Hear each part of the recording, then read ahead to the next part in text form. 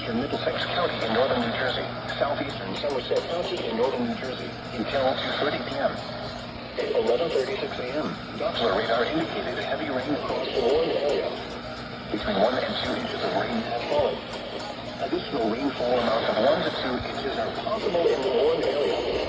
Flash flooding is ongoing or expected to begin shortly. Flash flooding caused by heavy rain.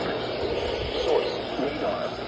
Impact: flooding of small creeks and streams, urban areas, highways, districts, and underpasses, as well as other drainage and low-lying areas.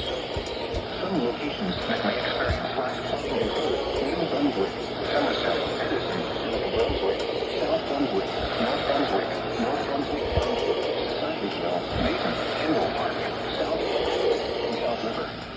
This includes the following highways: New Jersey Turnpike between exits 10 and 11. 287 in New Jersey between mile 0 and 10. This includes the following streams and drainages: Warren and Sandy Hook, Staten Island. Turn around. Don't drown when encountering flooded roads.